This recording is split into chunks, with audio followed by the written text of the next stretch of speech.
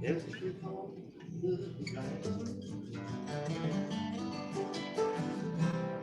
making its way against the wind.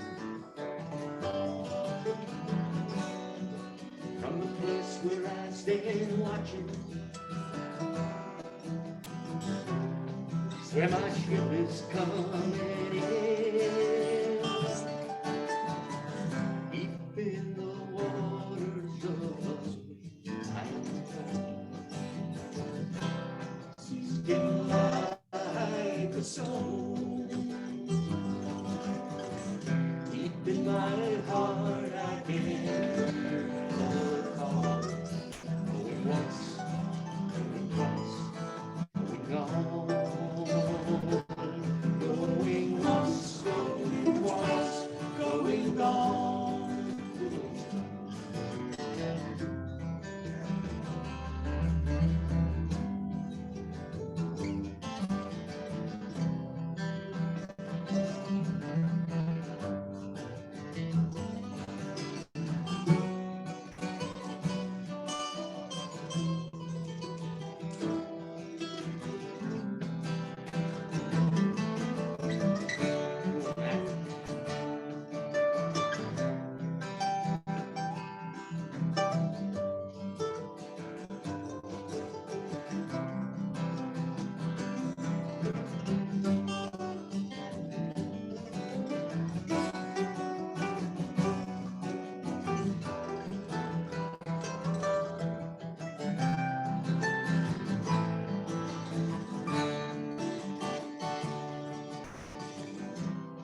There's a ship out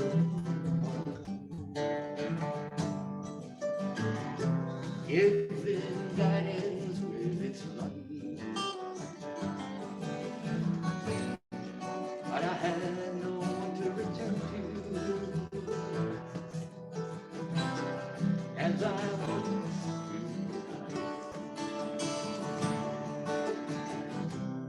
on the first time that I saw you,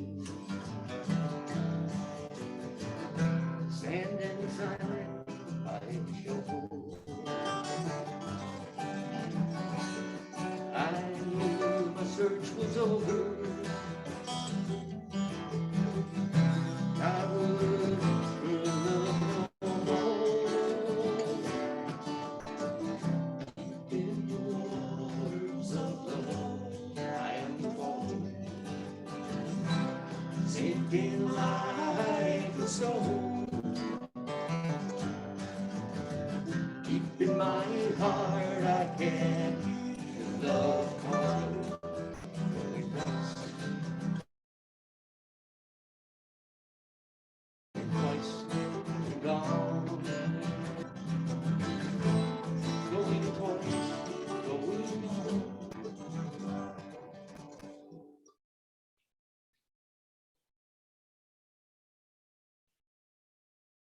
Hi, everyone. Welcome to our annual Songs and Stories of the Strange and Macabre.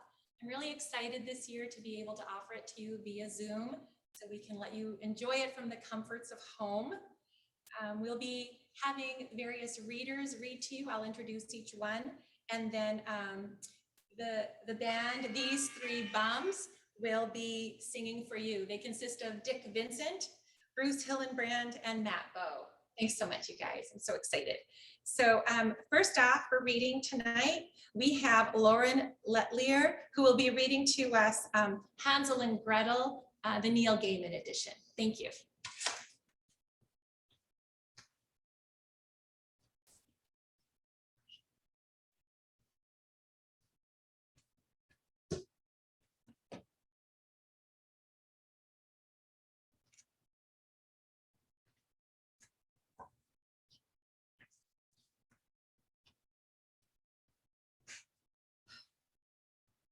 This all happened a long time ago, in your grandmother's time, or in her grandfather's, a long time ago. Back then, we all lived on the edge of the great forest. There was a woodcutter. He cut down trees. He chopped the branches off the trees and he cut the trunks and the branches into logs for firewood, which he would haul on a hand cart to the nearest path into the town. It was hungry work cutting trees. The woodcutter took a pretty young wife who helped him as best she could. She cooked for him and she gave him every comfort. So it was no surprise to them that shortly after they were married, her belly began to swell. And in the winter, when the snows were high, she gave birth to a girl. The child was called Margaret, shortened to Greta, and then to Gretel. 2 years later, the woodcutter's wife gave birth to a boy, and they called him Hans, which, because they could make it no shorter, they made longer and changed to Hansel. Hansel and Gretel did not go to school, for the schools were far from the forest where they lived, and schools cost money, which the woodcutter did not have enough of. For you do not make much money from hewing wood and hauling logs. Even so, their father taught them the ways of the woods, and their mother taught them how to cook and to clean and to sew. And if their mother was sometimes bitter and sharp-tongued, and if their father was sometimes sullen and eager to be away from their little home, why, Gretel and Hansel thought nothing of it, as long as they could play in the forest and climb trees and ford rivers, as long as there were freshly baked bread and eggs and cooked cabbage on their table. When the wood sold well, their father would buy meat for the family at the market, a fat-tailed sheep or a goat.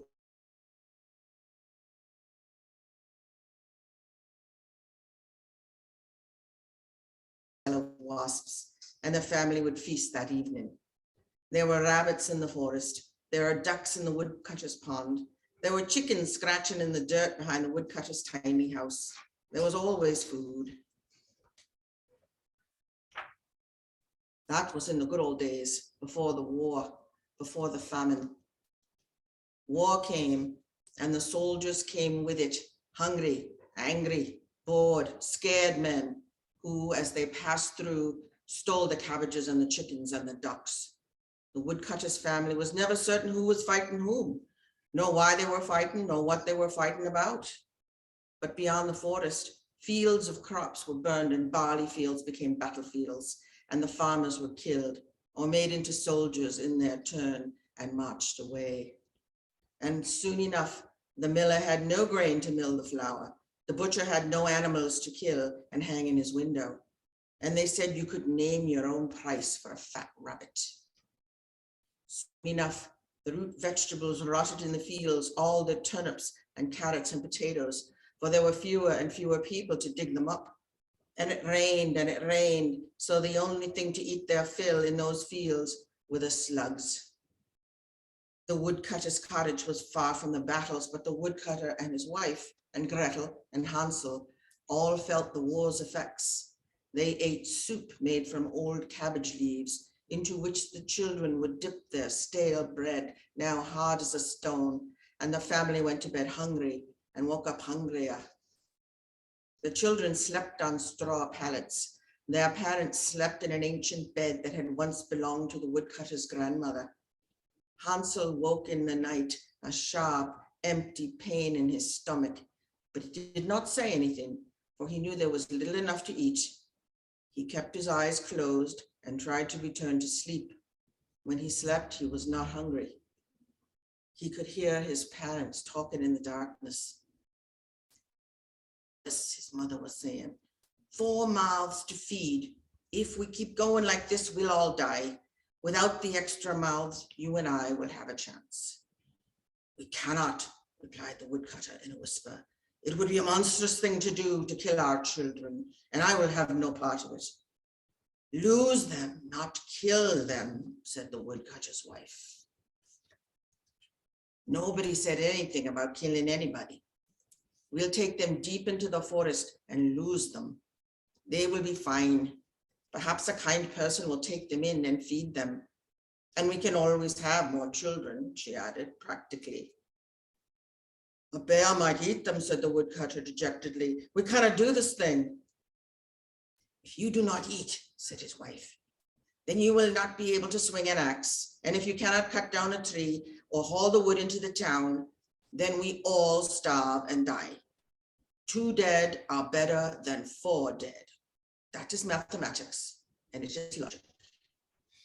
I care for neither your mathematics nor your logic, grumbled the woodcutter, but I can argue no more. and Hansel heard only silence from his parents' bed. Gretel woke Hansel the next morning. "It is going to be a good day," she said. "Our father is going to take us into the forest with him, and he will teach us to cut wood." Their father would not ordinarily take them deep into the forest. He said it was too dangerous for children. Hansel went down to the little stream that splashed and sang behind their cottage, and he filled his pockets with the tiny white stones that lined the stream bed. "Why are you doing that?" asked Gretel. Hansel looked up and saw his parents standing by the doorway, and he said nothing to his sister. Their father took them into the forest. At each turn they took, Hansel quietly dropped a little white stone to mark each change of direction. Their father in a grove of birch trees, their trunks paper white against the darkness of the forest. He built them a small fire to keep them warm. He gave them his lunch to keep them from hunger, stale black bread and hard cheese. He would be back for them soon, he said. They waited. "He is never coming back," said Hansel. "He is our father," said Gretel. "You must not say such things about him." The day waned and twilight fell, and the shadows crept out from beneath each tree and puddled and pooled until the world was one huge shadow. "He is not coming back for us," said Hansel. "We must wait," said Gretel. "Perhaps he is delayed." She gathered a pile of leaves, and the two children made themselves as comfortable as they could beside the crackling fire. They awoke in the small hours of the night when the fire was only embers. The moon was full. White stones from the stream were perfectly visible even in the darkness. Hansel and Gretel held hands as they walked. It was almost dawn when they returned to the cottage.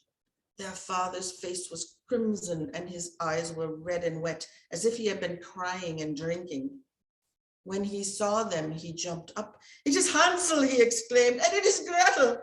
We thought you were lost in the forest, but look, wife, look at them. Our children are here."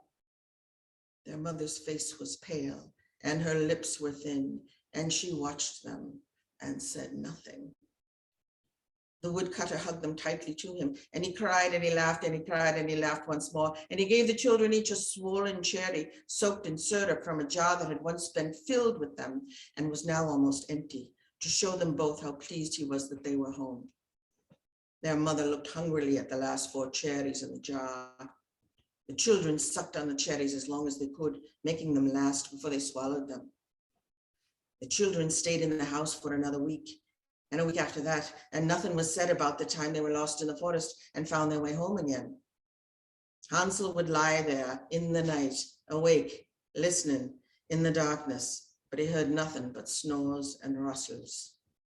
And then, one morning, their father announced he was taking them with him to work. Hansel was not prepared. There was no time to go to the stream, no time to fill his pockets with white stones. Their mother had been up early, baking with the last of the flour, and as they made ready to walk into the forest, she came over to them, 2 small loaves of white bread in her apron, soft and hot from the oven. The children followed their father into the deep forest, past trees that tangled together like clutching hands with fingers that scraped and scrapped. Hansel had no pebbles, but he made little balls of bread between his fingers and dropped them at each intersection, and each time they changed direction to mark the way. They reached a river, and their father showed them where to ford it, where the water was shallow and the rocks stuck up from the water. They took off their shoes, and they carried them until they reached the far bank, where the trees were thick and old and gnarled into shapes that looked like angry giants frozen into time. They were so deep into the old forest that the sunlight was stained green by the leaves. They pushed through brambles, and the thorns tugged at their clothes as if to say, "Stay here, stay here." But they plunged deeper into the forest. Finally, their father said, "Wait here for me. I'll be back for you." And he turned and he walked away. They heard him pushing through the thicket, and then they heard nothing more. "He is not coming back for us," said Gretel. No, agreed Hansel.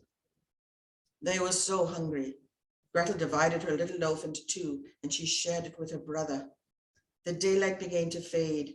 They talked about what they could do and where they could go, but the only place they knew was their home. At the first place where Hansel remembered that he had dropped a little bread ball, they stopped. He looked on the ground to see which way they should go, but the bread ball had gone. I think we came this way, said Gretel, but she was not certain. They went that way. At the bottom of this hill, said Hansel, I left another bread ball. But there was nothing at the bottom of the hill, only a wood pigeon pecking at the remaining crumbs of bread. It flew off when it saw the children. The creatures of the forest are hungry too, said Gretel. Hansel said nothing. He knew he could not find his way back without his clues. One tree, one hill, one gnarled root, one stream, all looked very much like another. They walked until it grew too dark to see, and they slept beneath a huge oak tree in a bed they made of mounded up leaves. And they were cold and sad and scared of bears and of wolves and other things in the forest that might eat children. Morning came. I'm cold and I'm hungry, said Hansel. Gretel hugged her brother tightly. We must go home, said Gretel. Our parents will be worried about us. Hansel did not reply. He had smelled something on the morning air, something as sweet and as warm and as wholesome and heartening as gingerbread, he told his sister. I smell gingerbread. You smell nothing. Sniff the air, said Hansel. She sniffed. Freshly baked gingerbread. Now even Gretel could smell it. Her mouth watered and her stomach began to hurt, as if it had just remembered that it was there. They walked toward the smell, honey cake and ginger and spices and glorious sweetness that stole over them. Now the children ran toward the source of the smell, impelled by hunger, going in a direction they had never been before, until, in a clearing, they saw a tiny house, even smaller than their own. Someone in that house must be baking, said Gretel. But she was wrong. The smell came from the house itself. It was made of fresh gingerbread, decorated with hard sugar candies of green and red. Even the windows were clear plains of barley sugar. Hansel reached out and broke off a window ledge. Gretel hesitated, but when she saw her brother eating and smiling, she pulled off a shingle from the wall, and they ate together, letting the spicy gingerbread fill their mouths, their heads, their stomachs.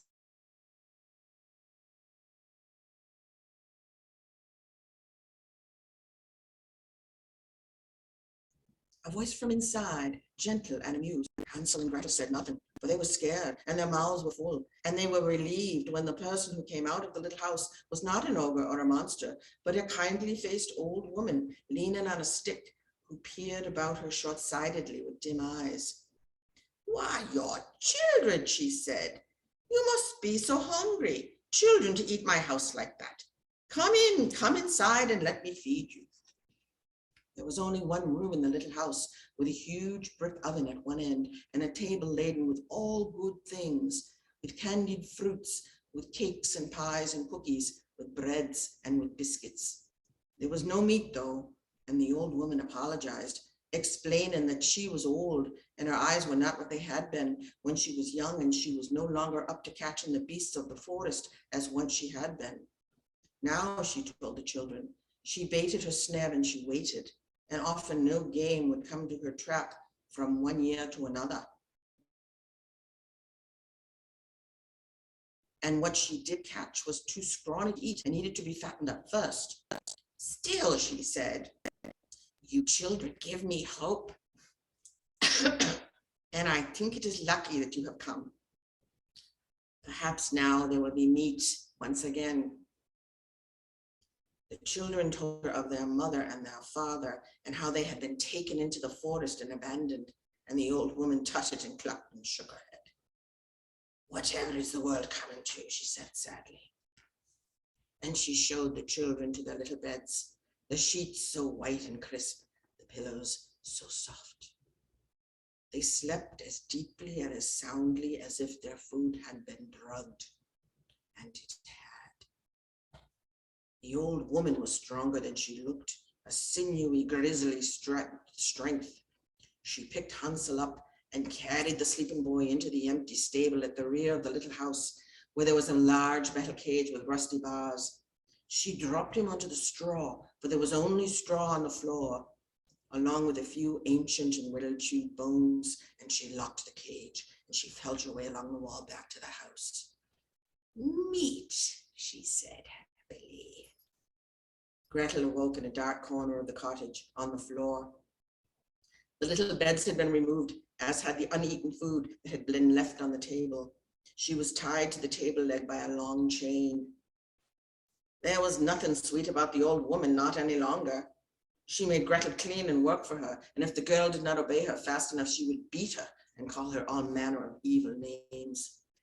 And each day the old woman would hobble out to the stable, and she would go to the bars of the cage, and she would tell Hansel to hold out a finger for her to feel, so she could see if he was fattening up to her liking.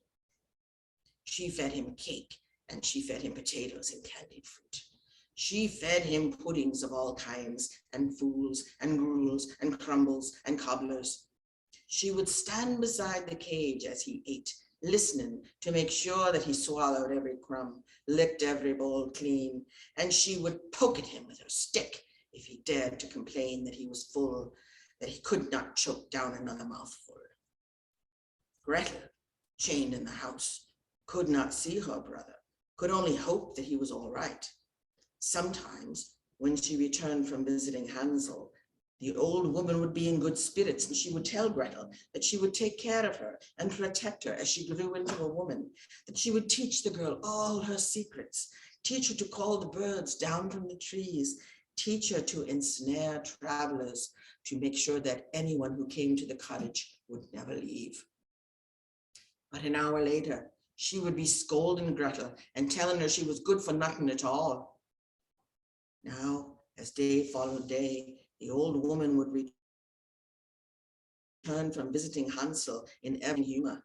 In truth, Hansel grew fat, but the old woman was too blind to see it.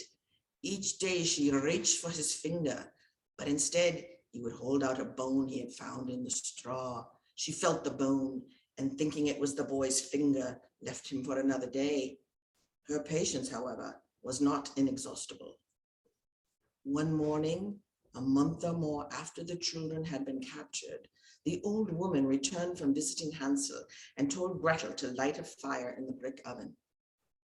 "Today, when the oven is hot enough, we will roast your brother," said the old woman. "But do not be sad.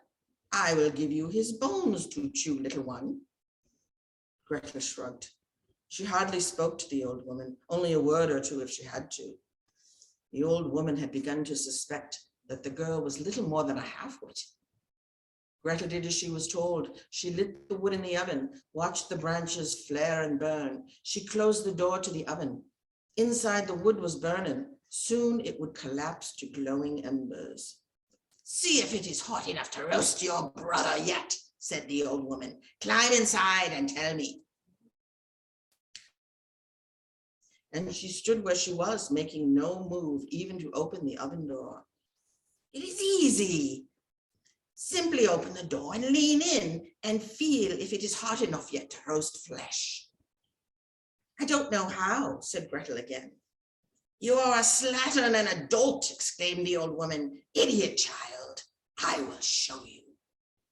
The old woman hobbled over to the oven, leaning on her stick. "Learn from me."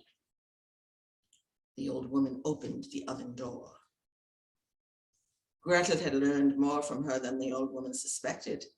The girl pushed the old woman forward, hard and sudden, making her topple all the way into the oven. The girl closed the door and held it closed and listened while the old woman's screams died away. Gretel stared at the oven door, scared that the old woman would somehow survive, that she would open the door and come after her. But nothing happened. Gretel found the old woman's keys hidden beneath her pillow. She unlocked her chain, and then she went out to the stable. The old woman is dead, Gretel told her brother as she let him out of the cage. I killed her. She helped him out of the cage and out into the daylight, marveling at the plump young man her brother had transformed into, wondering about his refusal to let go of the bone he held as firmly as if his life might have depended on it.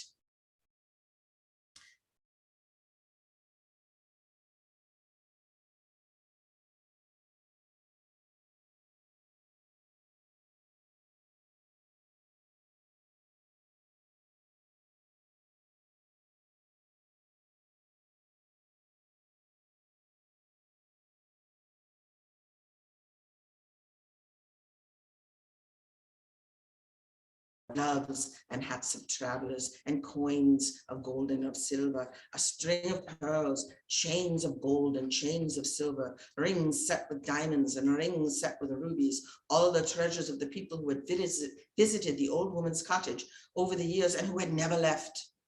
There were rich clothes too, clothes of silks and of satins, trimmed with lace and gold brocade, clothes for men and fine dresses for women. The children put on garments from the chest, for their own clothes were rags. They filled a sack with coins and jewelry and precious stones, and they left that place without looking back. The children walked south until they came to a river. They forded the river where it was shallow, and soon enough, they recognized the familiar places where they had played and trees they had climbed. They walked a path they had known all their lives, and they found themselves in front of the little house in which they had been born. They called out, not daring to come too close. The woodcutter ran to meet them. He threw down his axe and embraced them, holding them tightly. He told them he had not been half a single day since the children had gone, had not once slept the night through. Each day he had searched for them in the forest, and each day he had failed to find them. And our mother? Asked Hansel. Where is our mother?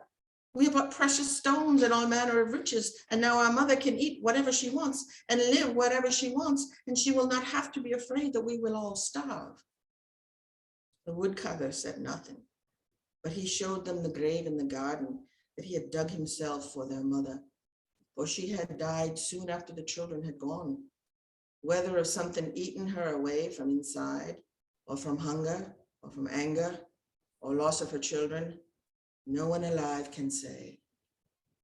Hansel and Gretel and their father, the woodcutter, lived happily in the little house for years to come. The treasures they had bought from the old woman's cottage kept them comfortable, and there were to be no more empty plates in their lives.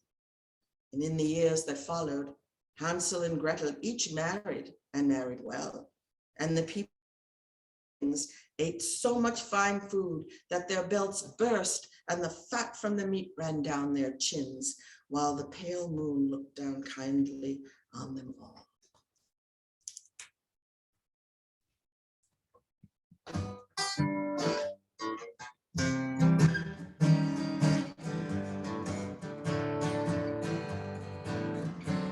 I said, Judge, Your Honor, hear my plea before you open up your court. You know, I don't crave no sympathy for what I'm about to report. I caught her with a gambling Joe. I had told her about that once before.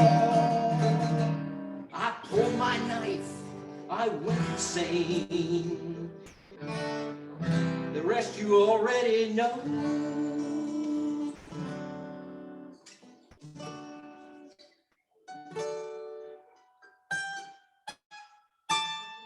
I said, now judge, good kind judge, send me to the electric chair. I said, Judge, please, Mr. Judge, sir, I want to get out of here. I want to take a trip to that devil down below. I sliced off my sweet patootie. You gotta just look at so, judge, good kind judge, send it to the electric chair.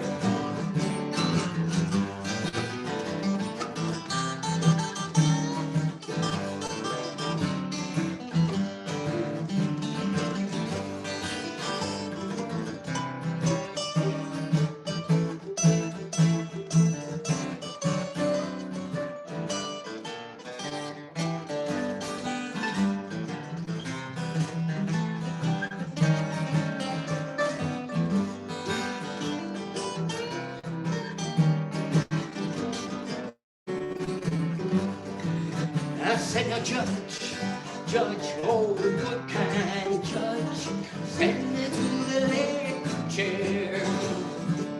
Oh, Mr. Judge, Judgito, oh, I love that girl so dear. I don't want no bondsman to throw my bail. Don't want to spend 99 years stuck in your stinking jail. So judge, good kind judge, send me to the electric chair.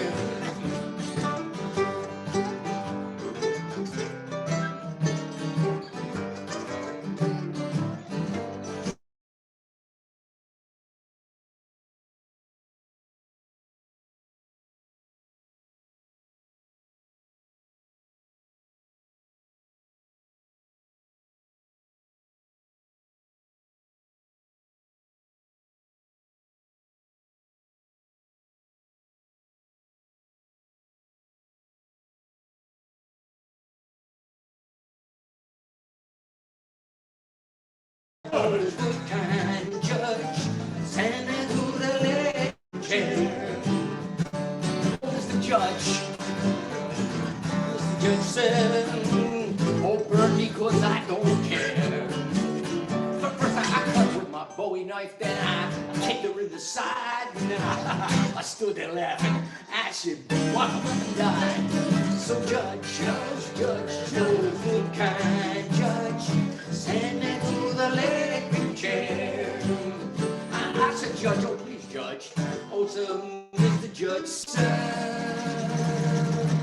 send me to the electric chair.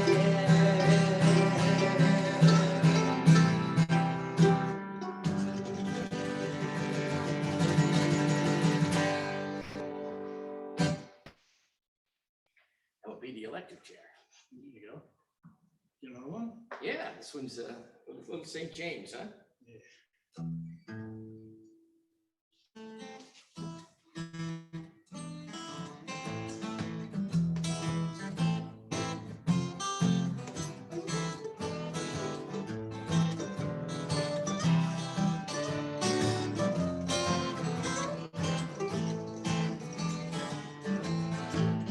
It was down in old Joe's barroom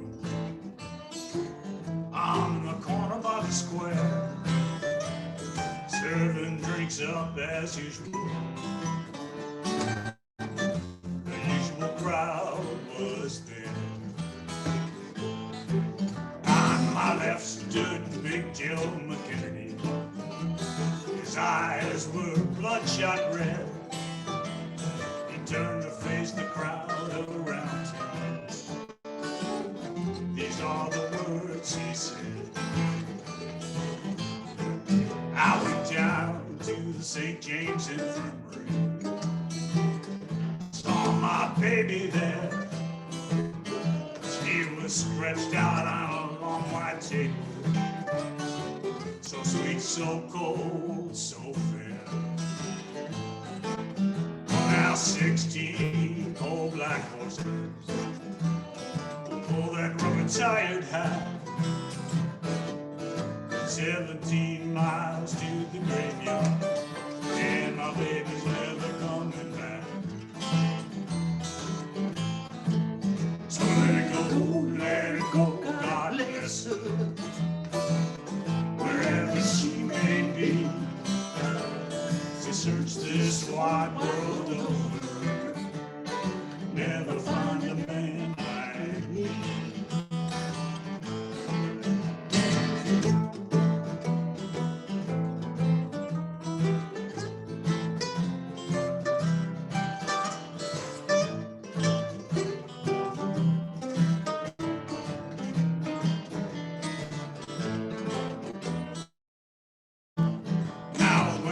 Die, please bury me in my high-top Stetson hat. Put a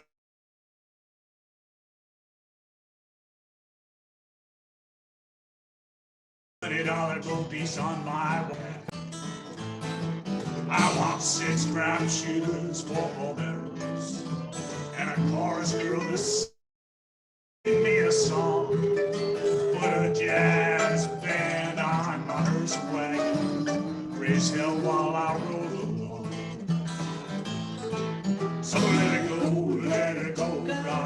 lonesome, wherever she may be. So search this wide world over, never find a man like me.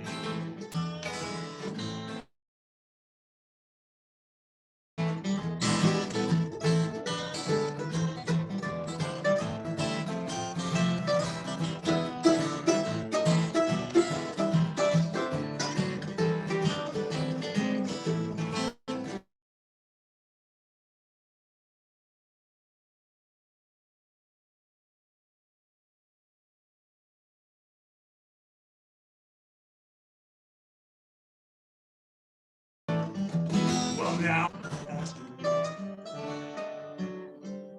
I've got the gambler's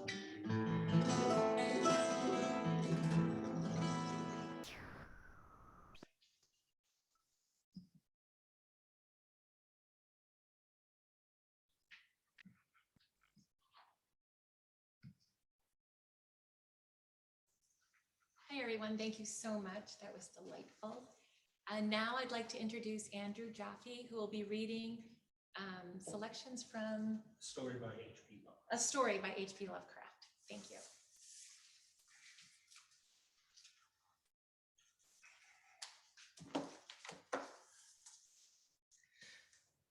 The statement of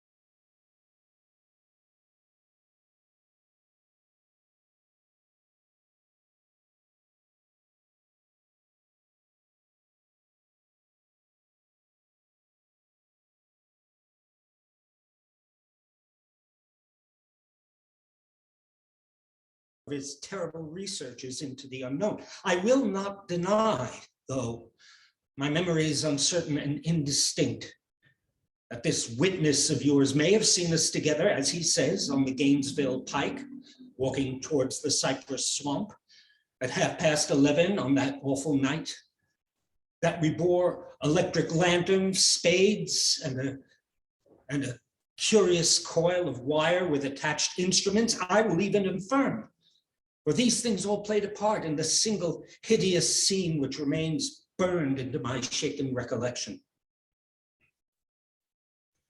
But of what followed, and of the reason I was found alone and dazed on the edge of the swamp next morning, I must insist that I know nothing save what I have told you over and over again. You say to me that there is nothing in the swamp or near it which could form the setting of that frightful episode. I reply that I know nothing beyond what I saw. Vision or nightmare it may have been. Vision or nightmare, I fervently hope it was. Yet it is all that my mind retains of what took place in those shocking hours after we left the sight of men. And why Harley Warren did not return, he or his shade or some nameless thing I cannot describe, alone can tell. As I've said before, the weird studies of Harley Warren were well known to me and to some extent shared by me. Of his vast collection of strange, rare books on forbidden subjects, I have read all that are written in the languages of which I am master. But these are few as compared with those in languages I cannot understand. Most, I believe, are in Arabic, and the fiend-inspired book which brought on the end, the book which he carried in his pocket out of the world, was written in characters whose like I never saw elsewhere.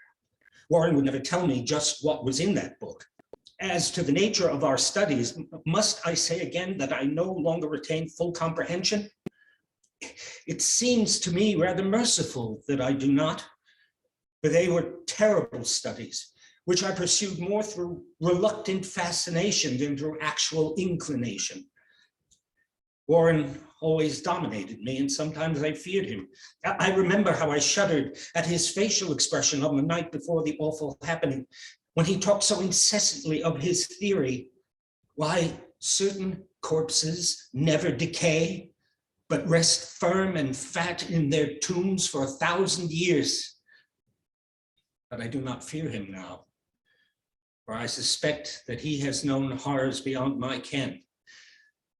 Now I fear for him. Once more, I say that I have no clear idea of our object on that night. Certainly, it had much to do with something in the book which Warren carried with him, that ancient book in undecipherable characters which had come to him from India a month before. But I swear I do not know what it was that we expected to find. Your witness says he saw us at 11:30 on the Gainesville Pike, headed for the Big Cypress Swamp. This is probably true, but I have no distinct memory of it. The picture seared into my soul is of one scene only, and the hour must have been long after midnight, for a waning crescent moon was high in the vaporous heavens.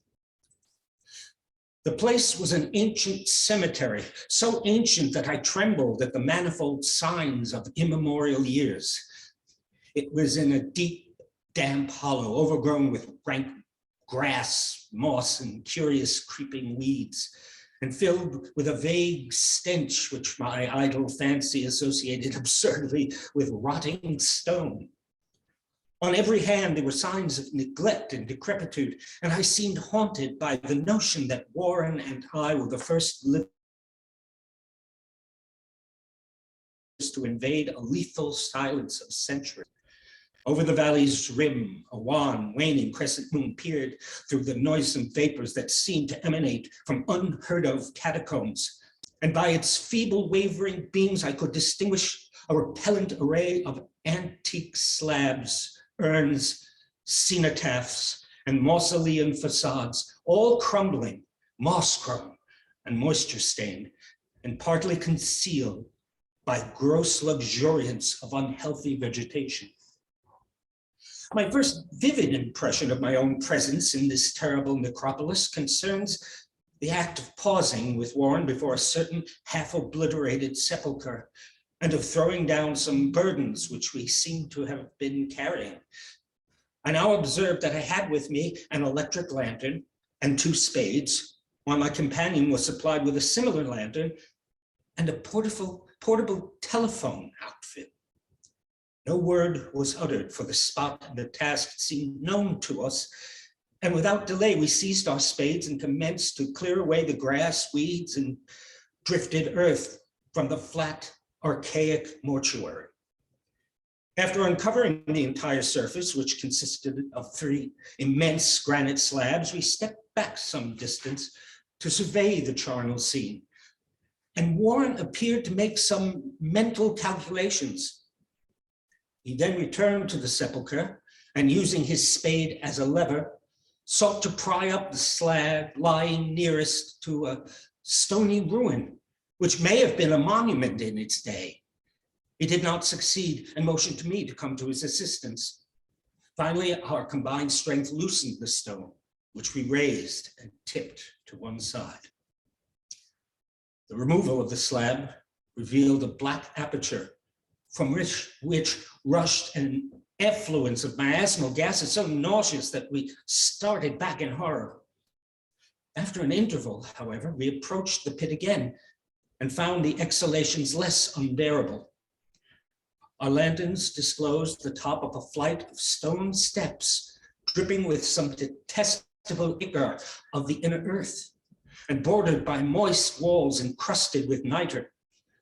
And now, for the first time, my memory records verbal discourse. Warren addressing me at length in his mellow tenor voice, a voice singularly unperturbed by our awesome surroundings. "I'm sorry to have to ask you to stay on the surface," he said, "but it would be a crime to let anyone with your frail nerves go down there. You can't imagine, even from what you have read and from what I've told you, the things I shall have to see and do. It's fiendish work, Carter, and I doubt if any man without ironclad sensibilities could ever see it through and come up alive and sane.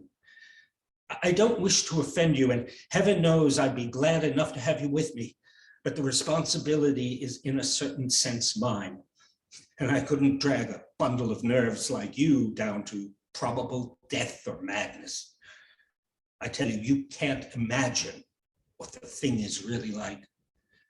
But I promise to keep you informed over the telephone of every move. You see, I have enough wire here to reach to the center of the earth and back.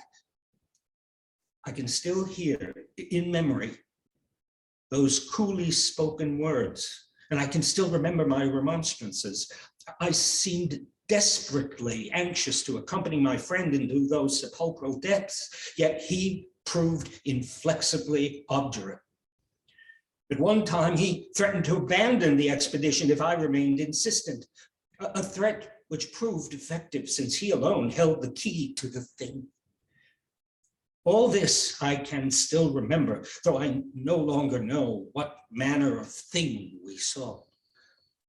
After he had secured my reluctant acquiescence in his design, Warren picked up the reel of wire and adjusted the instruments. At his nod, I took one of the latter and seated myself upon an aged, discolored gravestone close by the newly uncovered aperture. He shook my hand, shouldered the coil of wire, and disappeared within that indescribable ossuary. For a moment, I kept sight of the glow of his lantern and heard the rustle of the wire as he laid it down after him. But the glow soon disappeared abruptly, as if a turn in the stone staircase had been encountered, and the sound died away almost as quickly. I was alone, yet bound to the unknown depths by those magic strands whose insulated surface lay green beneath the struggling beams of that waning crescent moon.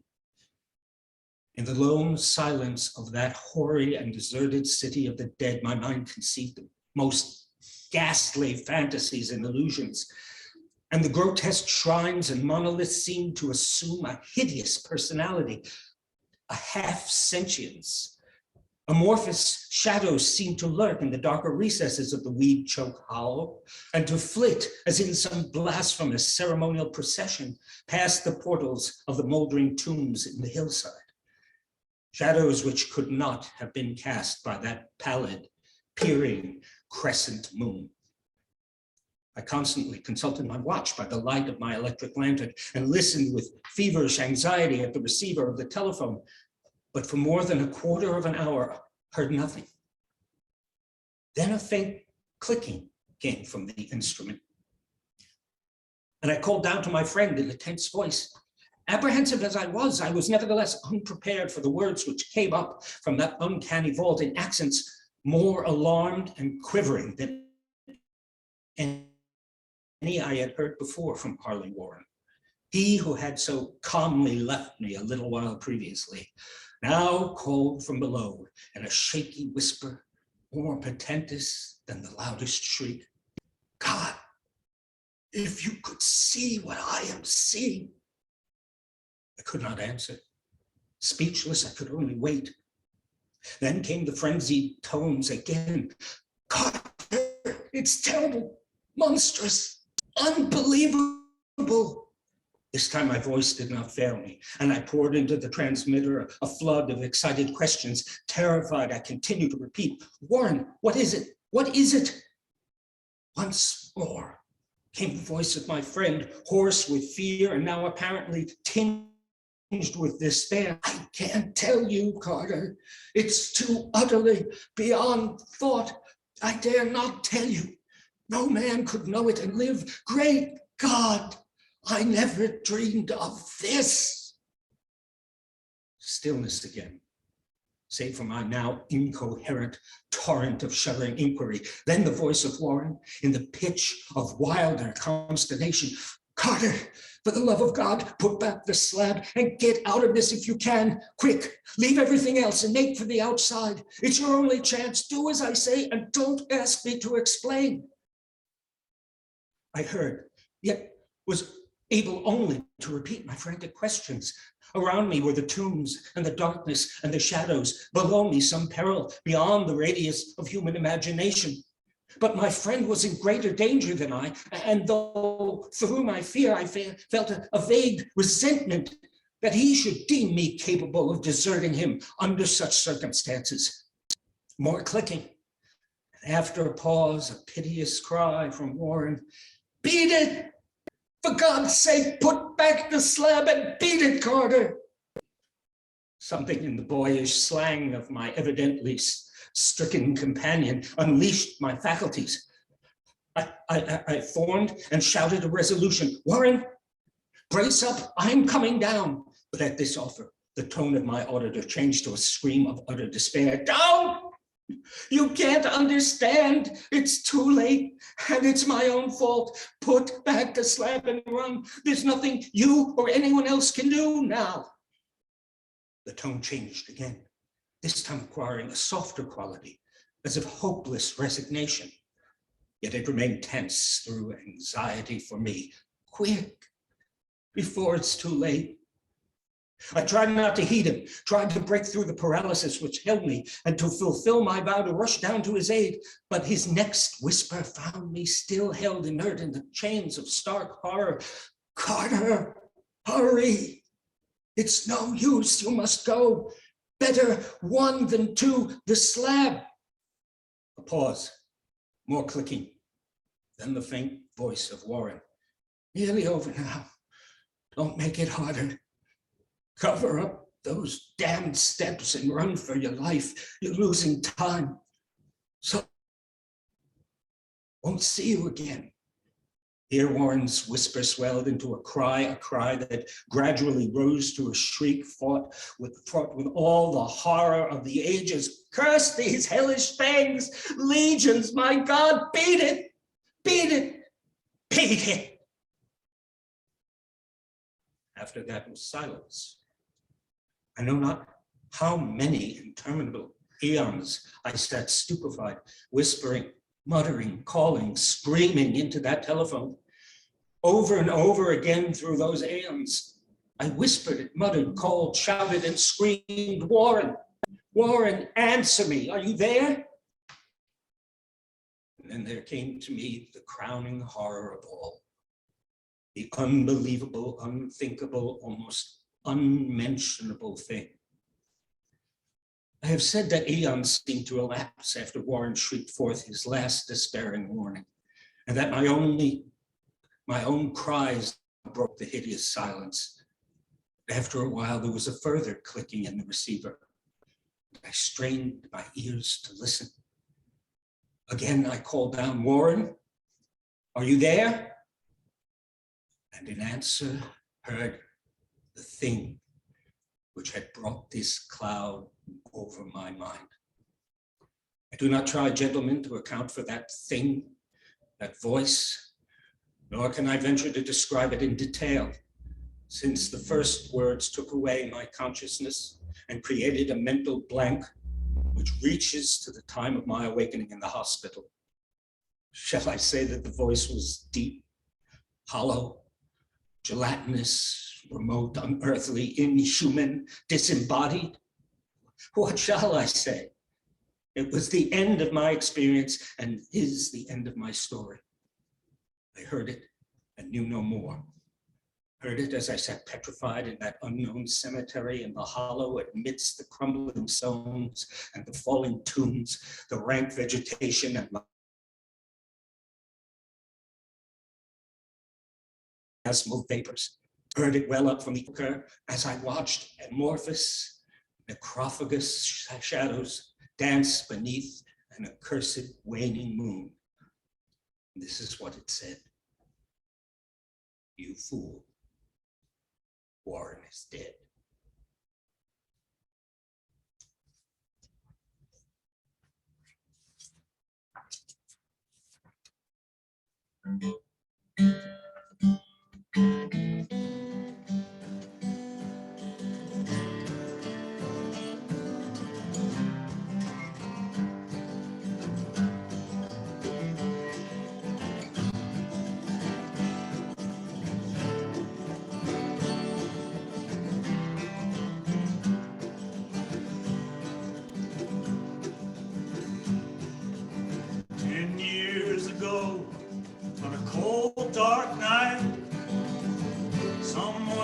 killed 'neath the town hall light. There were few at the scene. They all agree that the slayer that ran looked a lot like me. Now she walks these hills in a long black veil, visits my grave when the night winds wail.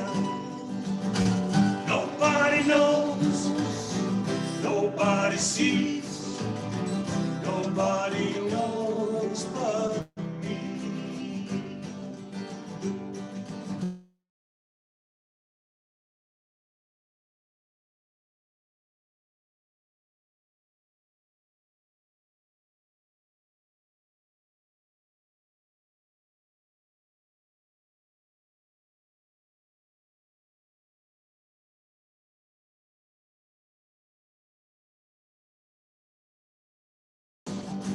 Now she walks these hills in a long black veil, visits my grave when the night winds wail.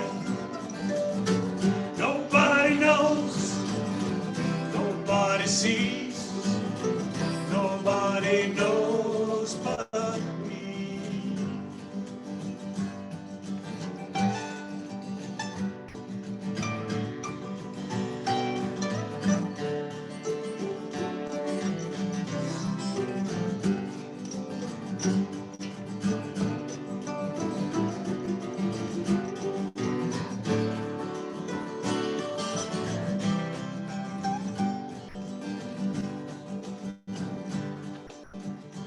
Well, the scaffold is high and eternity's near.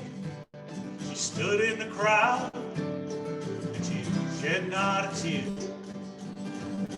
But late at night when the cold winds moan, in a long black veil she cries o'er my bones.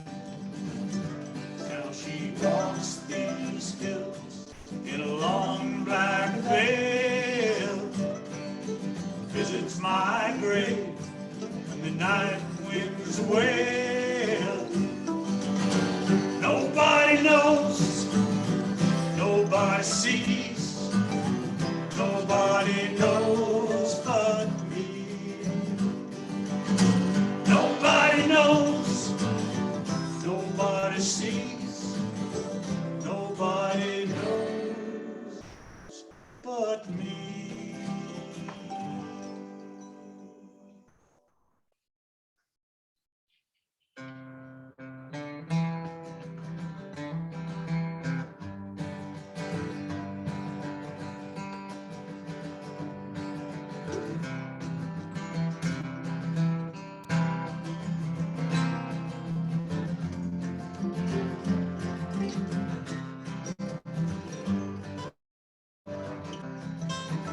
I asked my love to take a walk, just a little walk, you'll see. As we walk, we'll talk about our wedding day. So darling, say that you'll be mine. In our home, we'll be happy. Down the side where the waters go, on the banks of the Ohio.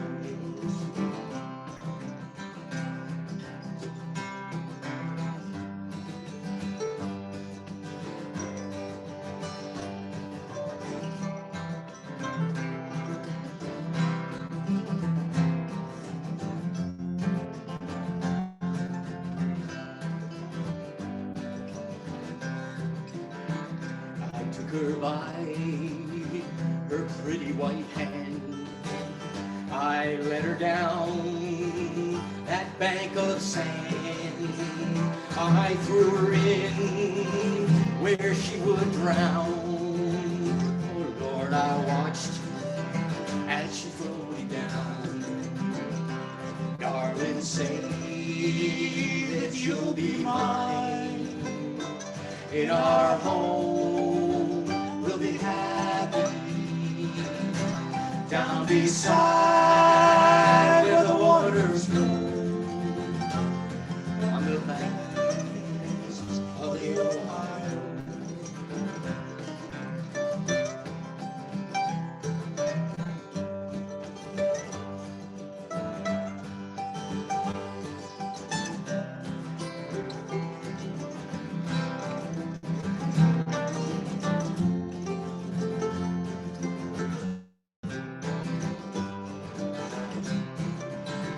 Returning home between 12 and 1, thinking, Lord, what have I done? I've gone and killed the woman I love, you see, because she would not marry me. Darling, say that you'll be mine. In our home, we'll be happy. Down beside where the waters flow, on the banks of the Ohio. Down beside where the waters flow, on the banks of the Ohio.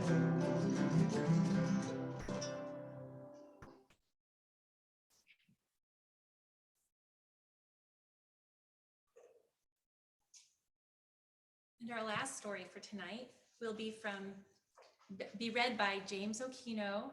The story is Coyote Love by Craig Blackwelder. Yapping and howling from outside bit into a shallow sleep, and two grim realizations bled through. It was not a woman.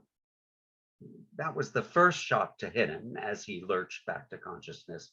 It was a simple architectural realization.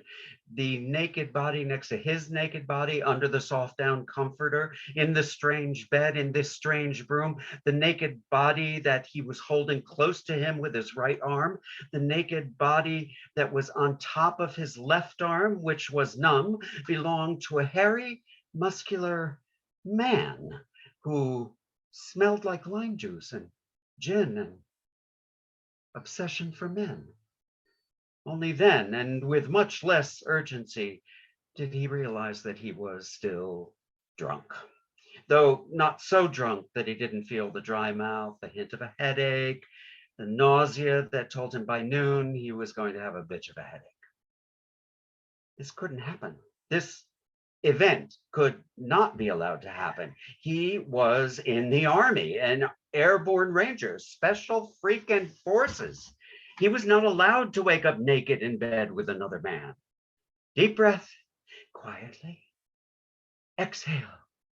Don't wake him. The yapping that had woken him got louder again. There were a lot of three-legged coyotes around Tombstone, too dumb to avoid the trap, but sharp enough to chew off the leg before the trapper showed up with a pistol. The noise was clearing his head. He remembered only the punctuation marks of last evening. He had made the drive from base to Tombstone, where he picked up Julie. She got pissed at him when he didn't tell her how great she looked the minute she got in the car. And the two of them went to a party at a house of some weird friends of hers. They did not talk at the party. He fumed as she kept checking out the computer geek who was showing off his fancy laptop in the kitchen. And he watched her orbit farther and farther from him and closer to the geek. He drank. He drank beer. He drank cheap wine from a cardboard box. He drank nauseous blue Midori straight from the bottle, while a skinny chicken black wearing black lipstick watched him and grimaced. When he could no longer walk to the booze table, he stayed seated in a large red overstuffed chair that he could not seem to get out of. His head was spinning. He saw Julie leave with the geek. She didn't look in his direction when she passed him on her way out. The world seemed very far away, muted. He knew no one there. The chick in the black motioned her friend over and pointed at his feet. "Look, jack boots," she said. He had indeed worn his boots, and they were freshly polished. Her friend, a blonde in a crushed red velvet dress, was idly playing her teeth like a marimba with the steel stud through her tongue. She furrowed her brow, stopped clacking her teeth, and said gravely, "If you want a picture of the future, imagine a boot stamping on a human face forever." She lifted the hem of her dress, revealing her own combat boots, and mimed an enthusiastic face crushing. "Every woman loves a fascist," replied the woman in black, taking a drag from her clove cigarette. Drunk as he was, they were turning him on. He was trying to decide which one he wanted to go with. They were both cuter than Julie. The woman in the red so slowly shook her head. "Plath is so done." She wandered to the booze table and tipped the box to drain the last of the wine. He wanted to say something flirtatious,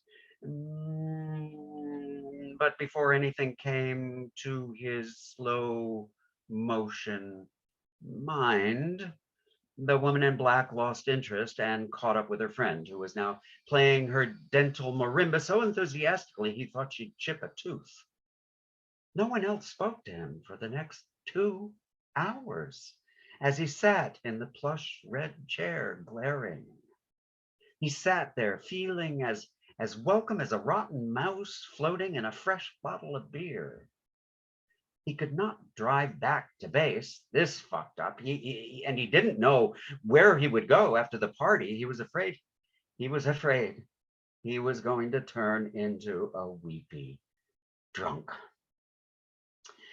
After 2 hours of abandonment, he was abjectly grateful when someone came over and spoke to him.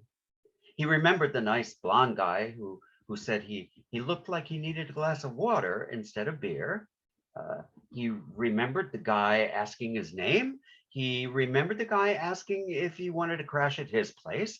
He remembered being very pleased with himself for being able to stand up.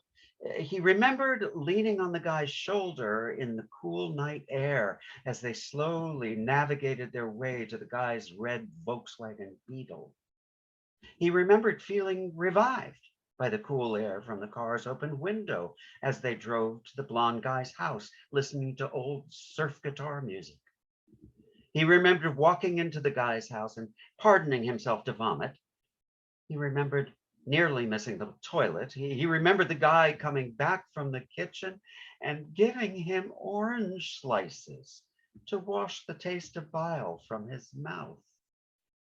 He remembered saying, "You are a very, very, very good person," and meaning it. He remembered leaning on the guy as he pulled off his pants, nearly falling over as his underwear tangled around his ankles like a bolo. He remembered the soothing feeling of slipping between clean sheets with a warm body beside him. He remembered lying on his stomach, hearing the guy say, "Relax, I'm playing it safe," and feeling the warm weight of the guy pressing into him. He remembered that something he always thought would hurt, something he expected to be worthy of his grimmest Nazi interrogation daydreams, did not hurt. It did many things, had many alarming effects on his body, but to his shame, the thing it did not do at all was hurt. He wished it had. And now he was awake in a strange room lit only by a red digital clock, with his numb left arm trapped under the naked body of the guy next to him under a soft down comforter. If he let the clock run to morning, if he let the guy wake up, if the day was allowed to take its natural course, if he did not escape by the time the guy woke naked, the guy whose naked body was next to his naked body, who was sleeping on his numb left arm, awoke to his Sunday morning house guest, then it would be a defining moment, and he would be lost. He knew a lot of ways to kill a guy.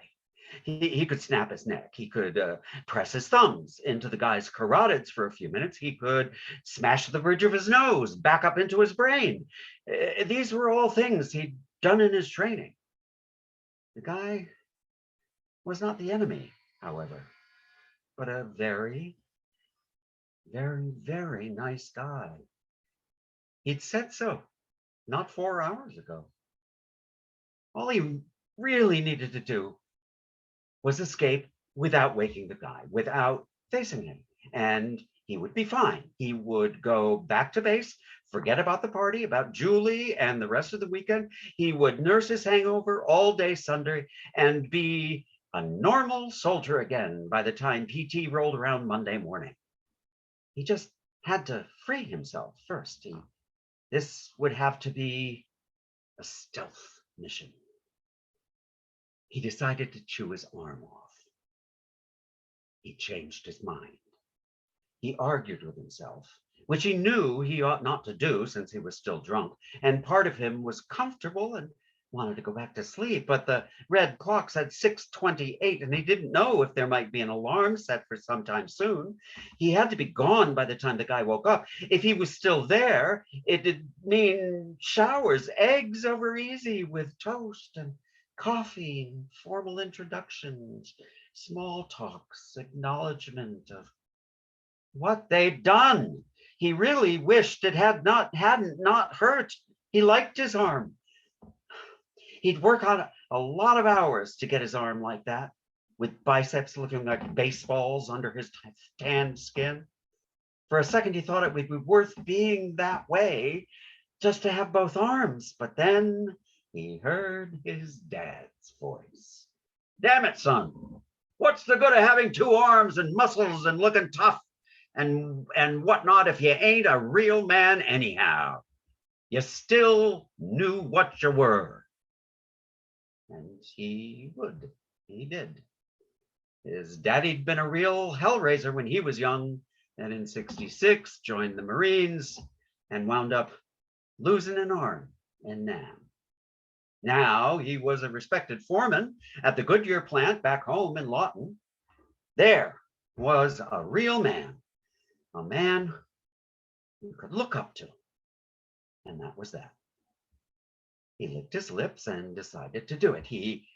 His grace period when endorphins and shock would mute the pain would be between 15 and 30 minutes. The military had taught him that too. He would not bleed to death if he severed the brachial artery in one quick bite, because the artery, like rubber tubing, would snap back into the stub, bunching up in a mass, and would merely seep, not spurt blood, and he could staunch that with a pressure bandage. The first bite didn't do anything but hurt and leave a perfect cast of his teeth in the valley between his bicep and tricep and deltoid.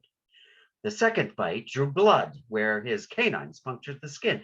To keep it from twitching, he gripped his left arm with his right, nearly touching the guy's back. The third bite was for keeps and hurt worse than when his brother had burned him with his lighter, worse than when he grabbed the electric fence, worse than when he burned his calf on the tailpipe of his motorcycle, worse than anything he'd ever felt.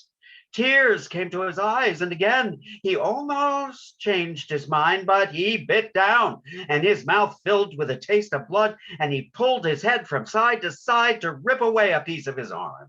He grimaced and let the gobbet fall from his mouth onto the designer sheets. The fourth bite didn't hurt anymore, and he took a bigger chunk. Until now, he'd never appreciated how big his arms had grown since he'd been working out. The sixth and seventh bites exposed the artery in a frame of ragged red meat, throbbing next to an exposed bone. He thought of the commercial from when he was a kid, where the owl says, "How many licks does it take to get to the Tootsie Roll center of the Tootsie Pop?" It had taken 3 minutes to get this far, and he still had the bone to deal with. He bit down on the artery and gnawed it, sawing with his molars, and was rewarded with 3 spurts of warmth in his mouth before the artery slowly pulled back into the meat. He stopped for a moment as the guy beside him sighed contentedly in his sleep. If he woke up now, this would all be in vain. Conservatively, he only had 12 minutes. Before the pain hit him full bore. He was quietly weeping, still bracing himself with his ungnawed arm. He bit down on the bone and his teeth hurt. He felt the bone flex as he brought the entire muscle to his jaw, brought the entire muscle of his jaw to bear. His face was covered with stickiness that smelled like metal. He was glad he'd already vomited. He wished he was drunker. He gnawed at the bone with his molars until he felt the bone crunch under his bite, and he clenched his jaw harder. The bone snapped in his mouth, and a smooth splinter stabbed into his lip, causing his head to jerk back. Tears rolled down his face to his shoulder. "I swear, Daddy, I won't do it again." After the bone, the rest was easy. He bit through the less sensitive tricep and was free of his arm and his host. He stood up shakily. His legs were trembling and his balance was off. There was a big dark stain where he'd been bleeding for the last 8 minutes. The stub of exposed bone and meat was bleeding, but very little. He pulled on his pants in the light of the clock that now read 6:39. Trying to zip up his pants, he caught several hairs in his zipper and let it go at that. I mean, he could not fasten them one-handed. He picked up his white shirt, wadded it up, pressed it to the stub, and then with infinite care, he navigated to the bedroom door, quietly exited, and closed the door behind him. He passed by the kitchen, where he might have eaten a leisurely breakfast, stopped in the bathroom, did not once look at where his arm had been attached, dry swallowed a handful of Tylenol, washed the blood from his face, and let himself out the front door. He bolted from the warm house into the morning air. He grinned despite the chill and the pain that shortly would overtake him. He had done his penance and freed himself. He had made the whole incident not happen. He was normal. His daddy'd be proud. He looked into the sun, just now coming over the horizon, howled his freedom in the morning, and took off for the hospital in an unbalanced, barefoot lope. The end.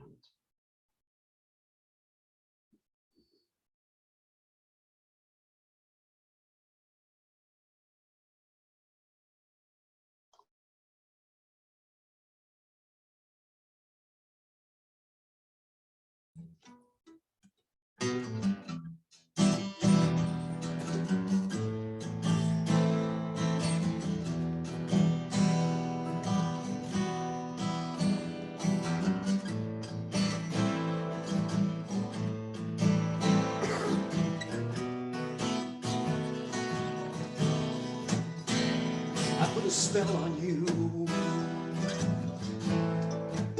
and now you're mine.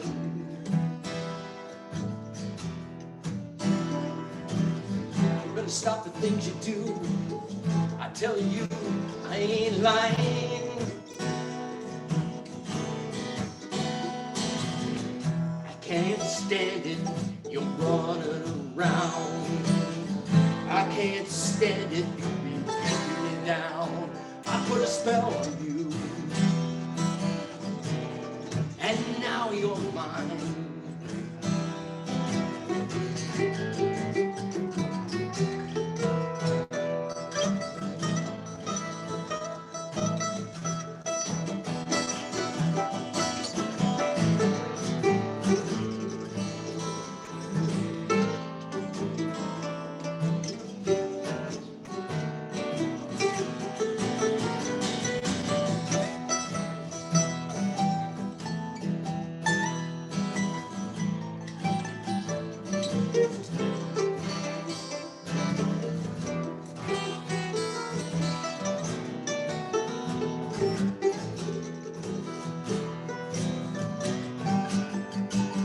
I put a spell on you, and now you're mine. You can't stop the things I do, although you've been trying. Well, it's been 300 years, right down to the day, and now the witch is back, and there's hell to pay. I put a spell on you, and now you're mine. I put a spell on you, and now you're gone. Gone, gone, gone so long. My whammy fell on you, and it was strong. So strong, so strong, So strong. Your wretched little lives have all been cursed, 'cause of all the witches working. I'm the worst. I put a spell on you, and now you're mine. I put a spell on you, and now you're mine.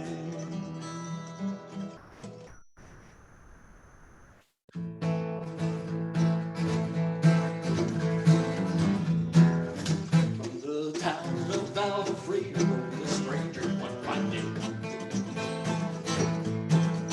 Hardly spoke folks around him, didn't have that much to say. No one dared ask his business, no one dared make it slip. For the stranger there among them had a big iron on his head. Yeah, a big iron on his head. It was early in the morning when he rode into the town. He came riding from the south side, boy looking all around. He's an outlaw, loose and running, came whispering from his lip, and he's here to do some business with that bear on his head. Yeah, that big iron on his head. Now in this town there lived an outlaw by the name of Texas Red. Many tried to take him, and many more were dead. He was vicious and he killed a load of 24, and the notches in his pistol were 1. Yeah, 1 in 19 more.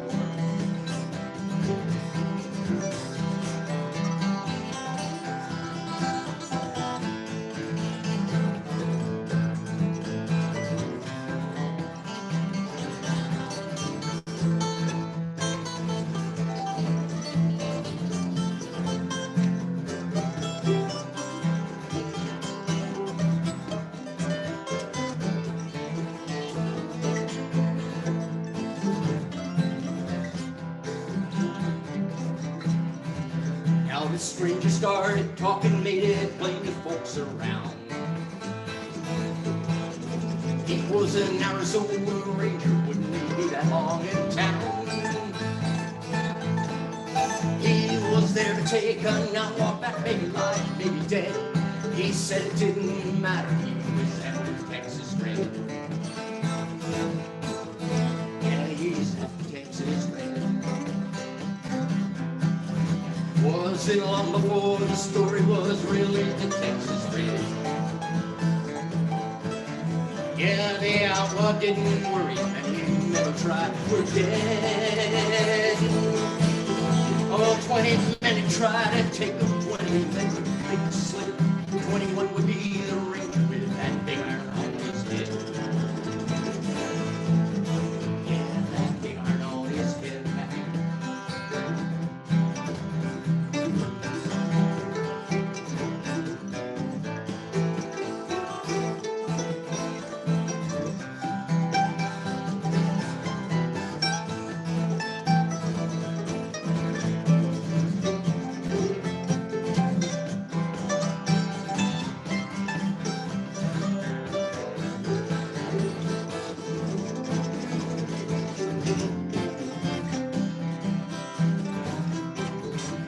Well, the morning passed so quickly, it was time for them to leave. It was 20 past 11 when they stepped out in the street. The folks were watching from their window, everybody held their breath, because they thought this handsome ranger was about to meet his death. Yeah, about to meet his death. 40 feet between them when they stopped to make their play. Now the swiftness of the ranger is still talked about today. Texas red and ugly leather through a bullet it would rip, but the ranger's sing was deadly, that big iron on his head. And that big iron on his head.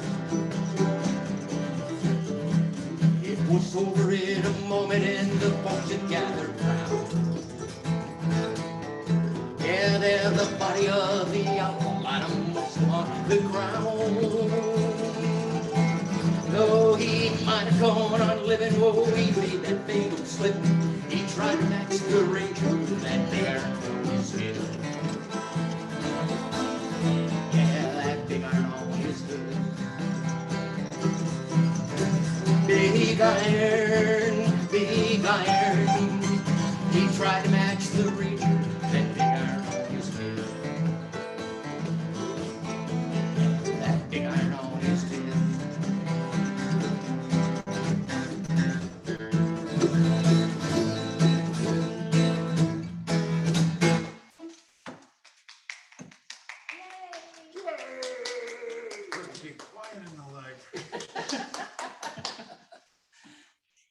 Thanks, everybody, for joining us for our annual Songs and Stories of the Strange and Macabre. Only cool. Do you have another one you want to do? One last, is that Why don't you do, that other, Me and my uncle, or you want? me and my uncle, yeah, this is kind of a sick and twisted song. It's- Okay, I'll do hey, that we too. like Sick and Twisted at the Claverick Library too. Just make sure we're all tuned up here, yeah, we got it. I'm good.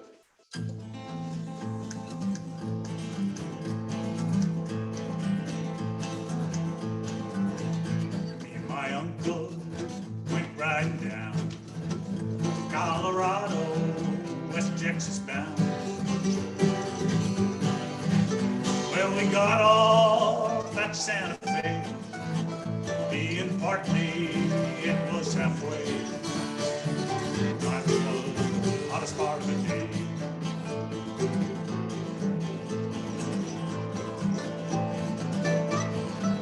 We led our ponies into a storm, into a bar, boys. I bought drinks for all.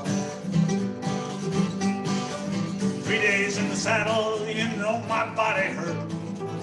And it was summer, I took off my shirt, trying to wipe off some of that dust and dirt.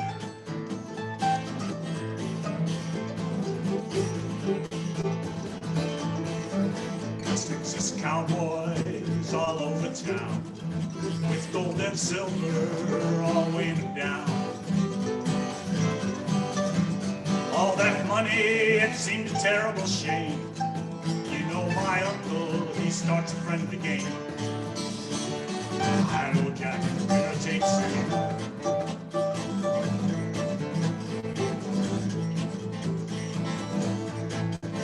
And then starts to win. And Texas cowboys are mad as sin. Some say he's cheating, but that can't be. You know my uncle, he's as honest as me. I'm as honest as a Denver man can be.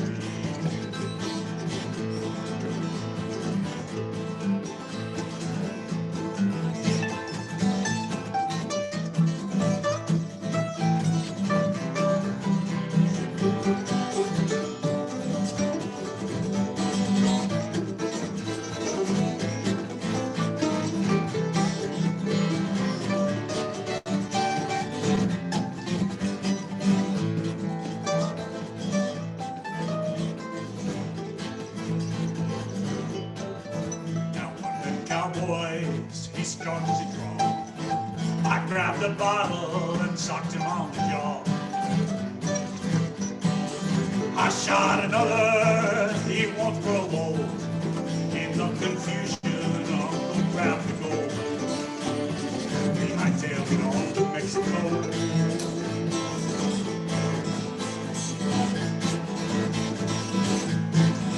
Now God bless cowboys, God bless gold. God bless my uncle, God rest his soul. He taught me so well, he taught me all that he knows. He taught me too well, cause I grabbed the gold and left him lying dead on the side of the road.